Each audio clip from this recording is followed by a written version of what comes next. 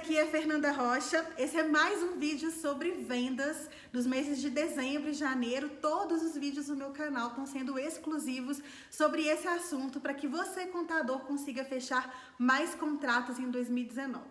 E por falar nisso, no dia 7 de janeiro vai começar a Semana do Contador Vendedor, onde aqui nesse canal a gente vai trazer vários workshops exclusivos sobre vendas, falando de todo o processo de vendas da contabilidade.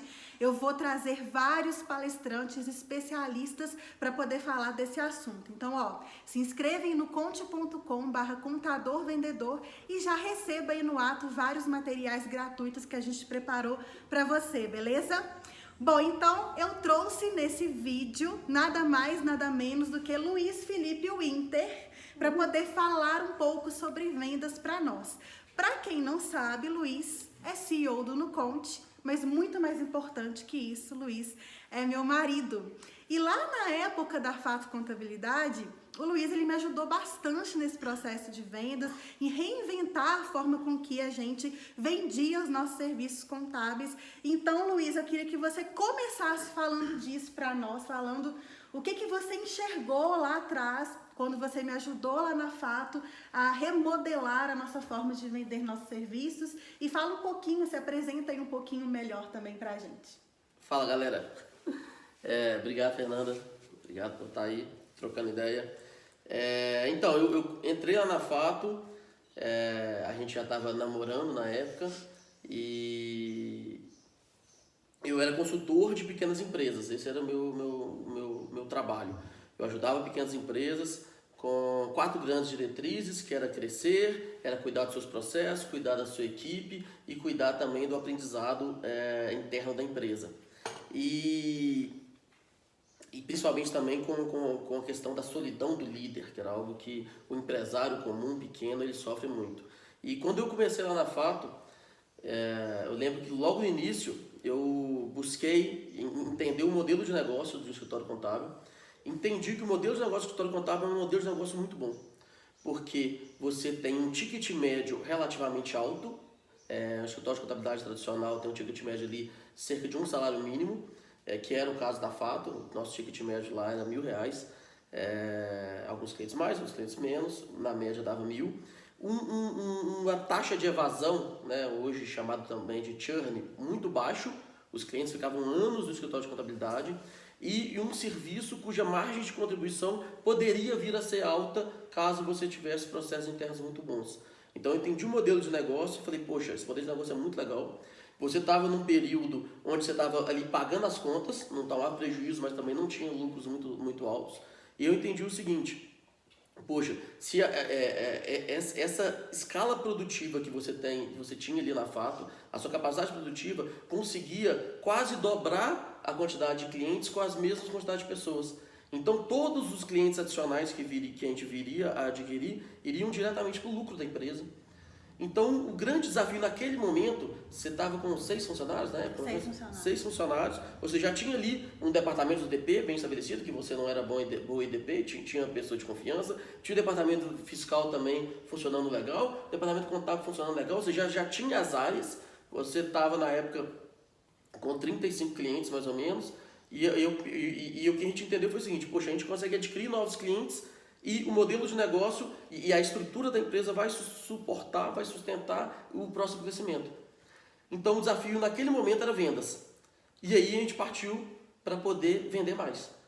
E o primeiro desafio, você já tinha algumas indicações, pingava média de uma indicação por mês, mais ou menos, e a gente fazia uma visita por mês, com essa base de 35 clientes, não tinha nenhum trabalho ativo. E então eu pensei o seguinte, vamos começar a vender mais, vamos começar a prospectar mais. Só que logo de cara eu enfrentei o primeiro desafio, porque como que eu ia vender algo que eu não acreditava? E como que eu ia te ajudar a vender, que era o serviço de contabilidade, e eu não acreditava. O Luiz, ele era meu cliente lá na Fato. Então ele tinha uma empresa, na área de educação. Era uma escola, de cursos profissionalizantes, e ele era meu cliente. E aí ele vivia reclamando que contabilidade não E servia além disso, para eu era nada. consultor também, né? E era consultor. E aí, inclusive, lá nas consultorias e tudo, ele sempre batia na tecla de que contabilidade não servia para nada. Não batia na tecla assim também não, é sacanagem falar isso, né? Mas eu não usava a contabilidade como ferramenta para ajudar as empresas a prosperarem isso de forma alguma. E aí, assim, eu acabava não acreditando no serviço contábil e entendia que eu, mesmo sendo cliente da Farto, cliente da minha companheira, e os meus clientes de consultoria, a gente contratava o contador para ficar livre da parte fiscal, da parte burocrática, da parte com chatice da coisa. E eu também adorava usar aquele famoso termo, eu não entendo nada de contabilidade. Então, e não queria entender. Eu lembro que eu sempre tive para mim que duas profissões eu jamais faria na vida, assim, jamais ingressaria. Um era advogado, que eu não gosto desse juridiquês, acho que o pessoal fala difícil e não comunica tão claramente. E a outra era contabilidade, que fala, nossa, essas burocracias, chatice, não é isso que eu quero para minha vida de jeito E hoje nenhum. você paga a língua? Hoje eu pago um pouquinho, sim. Pago um pouquinho, não, pago bastante.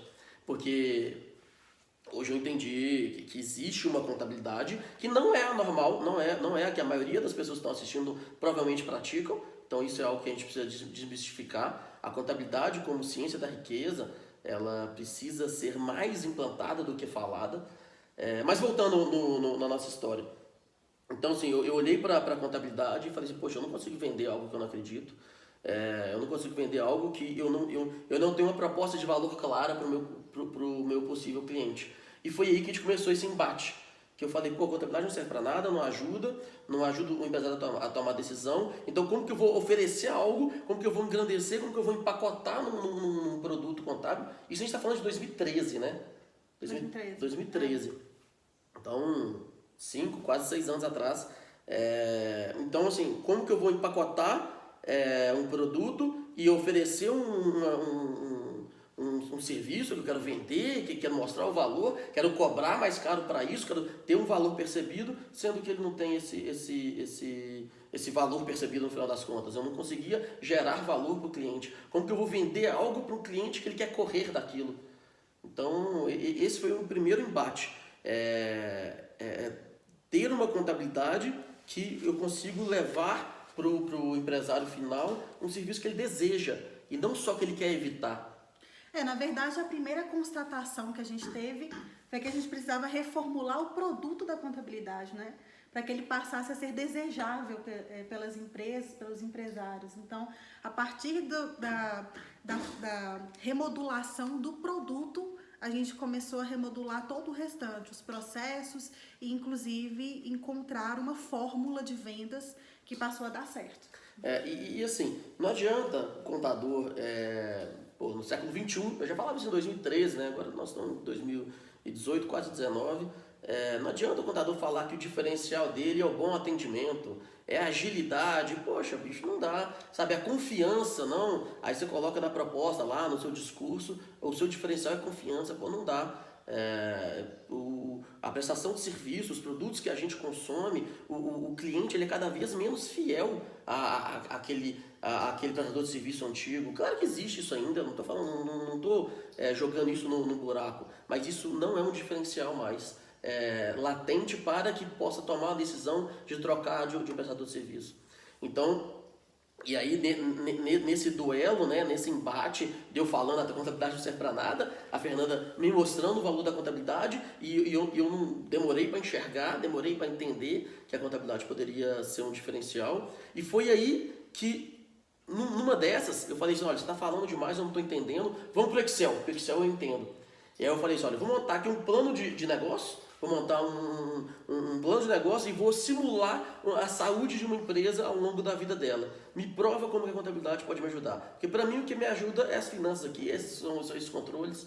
E aí você fez um trabalho difícil, assim, porque foi complexo, porque nós pegamos cada uma das minhas fórmulas lá e transformamos num balancete. E do balancete que a gente transformou no Excel, demorou para fechar, né? Mas fechou o balancete. E depois... Não, porque o balancete foi extraído de um fluxo de caixa. Foi. Total, eu fiz um fluxo de caixa simulado, a gente fez um balancete e desse balancete a gente transformou nos índices e aí a gente começou a ver através dos índices os erros, os possíveis erros que poderiam ter na empresa. E aí, assim, pra mim foi como... foi um momento eureka, assim, foi, poxa, existe realmente, é verdade. Desceu uma luz, assim. E aí com isso eu falei, pô, vamos transformar isso num produto da Fato. A gente contratou um programador na época, criamos o Fato Dashboard e começamos a oferecer isso como um diferencial. Então, o primeiro desafio foi transformar o produto da contabilidade, sem dúvida alguma. Vender algo que o seu cliente deseja e não só o que o cliente ele quer evitar, fez toda a diferença. E a gente passou por alguns processos, né, nessa área de vendas, erramos diversas, infinitas vezes, até a gente conseguir encontrar um caminho. Então, você lembra como que foi esse caminho que a gente percorreu para conseguir chegar assim, não, agora é aqui, é nesse ponto que a gente tem que atuar, é dessa forma que a gente tem que abordar os clientes e é assim que a gente tem que agir. Porque a gente andou pelo lado do marketing digital, contratamos uma empresa né, que faz esse serviço. Na época a RD estava começando ainda, a gente deve ter sido um dos primeiros clientes da RD. E a gente não teve muito sucesso com isso, não. E depois a gente foi encontrando a fórmula, né, o caminho ali para a gente seguir. Você lembra como é que foi essa jornada?